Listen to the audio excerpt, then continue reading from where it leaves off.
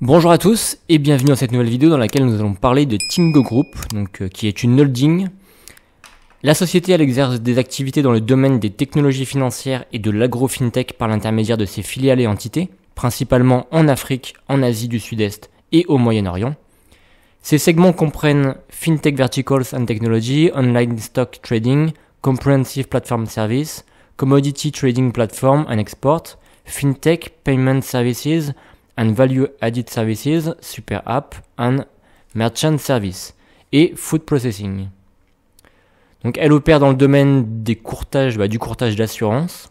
Son segment bourse en ligne comprend les activités de Magpie, par l'intermédiaire de laquelle elle opère dans le domaine de la bourse en ligne à Hong Kong et à Singapour.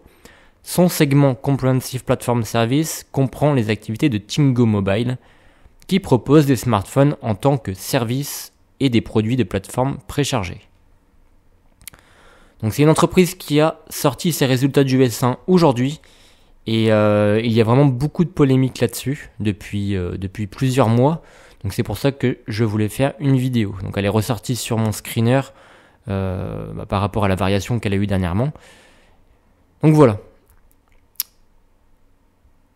Juste pour vous montrer au niveau du graphique sur 5 ans. Donc on va prendre sur un an.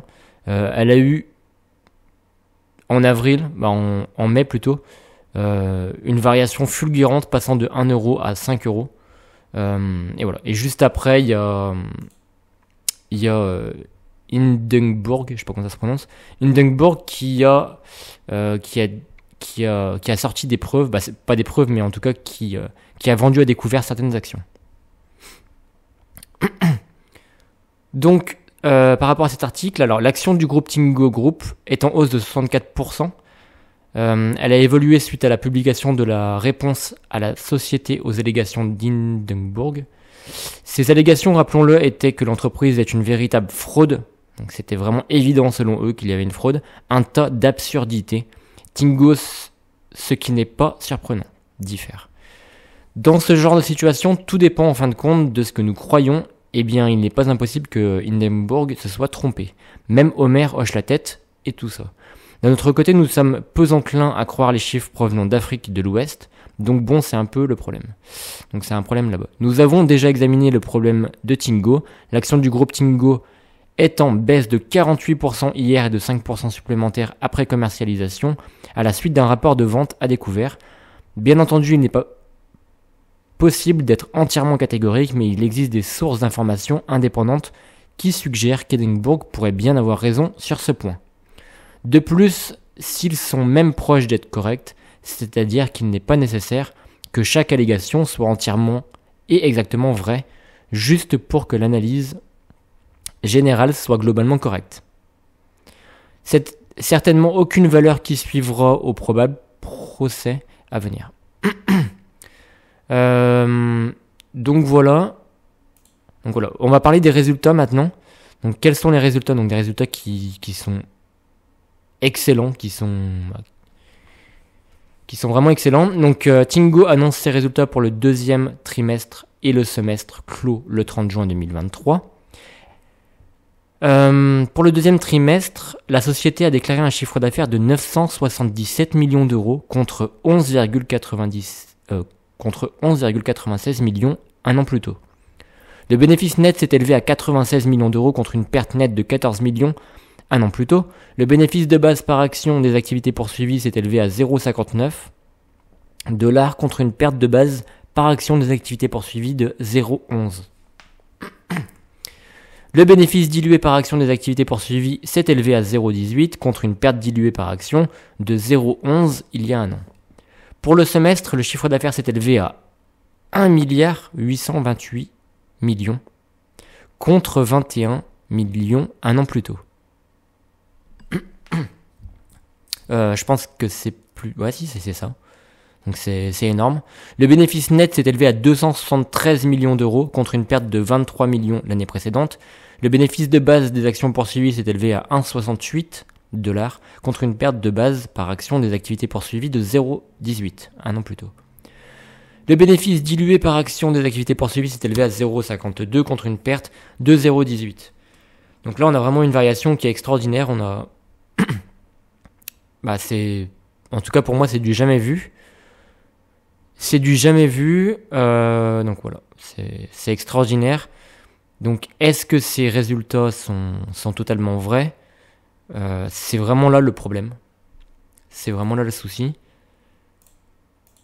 On a une action qui est cotée aujourd'hui, il me semble, à 1,31. Voilà. 1,31. On a une petite baisse en sachant que au début de la journée, on était à 1,69. Là, on a une petite baisse, donc je pense que Hindenburg va se prononcer dans les prochains jours. Et c'est toute la problématique. Est-ce que tous les résultats sont complètement faux, ou est-ce qu'une partie des résultats sont faux, donc peut-être seulement les résultats qui sont présents, des activités qui sont faites en Afrique. On attend vraiment d'en savoir plus. Malheureusement, on n'a pas de prévision en 2023. Donc voilà, au niveau de l'actionnariat, donc Tingo, la société détient 31%. Ensuite, on a Vanguard Group qui en détient également, JP Morgan, etc., etc. Donc voilà, moi ce que j'aurais aimé voir, ce qui vraiment peut nous intéresser, c'est au niveau du BNHM Score. Malheureusement, il n'est pas présent sur Value Investing Screener. On a un Piotrowski Score qui est de 3 sur 9, donc assez mauvais. Donc le Piotrowski qui donne vraiment une note par rapport à la situation financière de l'entreprise. Après, il faut aussi prendre en compte que l'entreprise vient juste de sortir ses résultats, donc peut-être que l'actualisation n'a pas été faite. Mais en tout cas, les résultats sont bien trop élevés pour voilà. D'ailleurs, en commentaire, je vous mettrai l'actualisation de tous les rapports. Comme là, pareil, les rapports ne sont pas actualisés, il y a toujours un jour de retard. Là, on est au 30 août, selon Morningstar. Donc voilà, les ratios ne sont pas justes. On a un cours sur bénéfice qui est 35, alors que normalement, on doit avoir un cours sur bénéfice qui doit être inférieur à 5. Je ne sais plus, dernièrement, j'avais trouvé le PER. Et d'après les résultats, mais c'est extraordinaire. On a une rentabilité qui doit être énorme. On a une dette en tout cas qui est de 0, donc ça c'est excellent. Et je pense qu'on a un cours sur trésorerie qui est extraordinaire. Voilà. Donc je vais pas vous faire je vais pas vous détailler non plus tous les ratios, ça sert strictement à rien. Le but est de savoir dans les prochains jours, dans les prochaines semaines, si les allégations de Hindenburg sont vérifiées. C'est vraiment là toute la problématique. Donc ça sert à rien de regarder le consensus des analystes, d'établir des prévisions. Voilà. J'ai pas d'avis personnel à donner sur la société. Je vais surveiller, mais les résultats sont bien trop bons par rapport à l'an passé. Il y a une variation qui est bien trop importante. L'an passé, on peut voir qu'on avait un résultat net négatif. Et là, vraiment, on arrive à des chiffres qui sont extraordinaires. C'est pas normal, c'est peu commun. Donc voilà, on fait un x9 au niveau rien que du chiffre d'affaires. Et encore, voire plus, comme là, il n'y a pas l'actualisation n'a pas été faite. Donc voilà, même on devrait arriver à 1 milliard, comme on l'a vu au niveau des articles, de l'article qui est paru aujourd'hui. Donc c'est pas normal, même si les investissements ont été conséquents, donc ce qui peut être la cause première du déficit, il y a des choses qui sont pas normales. Ou en tout cas, ouais, voilà, comme on peut le voir ici, la croissance, c'est tout bonnement anormal, ou en tout cas, félicitations. Si les allégations sont fausses, félicitations. En tout cas, je surveille et peut-être que je mettrai une toute petite partie de mon portefeuille, 1 ou 2%. Mais voilà, une variation telle n'est pas tout à fait normale. Après, elle peut être justifiée, mais j'attends vraiment qu'un rapport financier sorte pour vraiment le lire en détail. Et voilà. Donc j'ai rien d'autre à dire. Pour les personnes qui ont plus d'informations que moi par rapport à ça, qui ont peut-être des justificatifs au niveau des anomalies, etc. Je suis pour, donc voilà.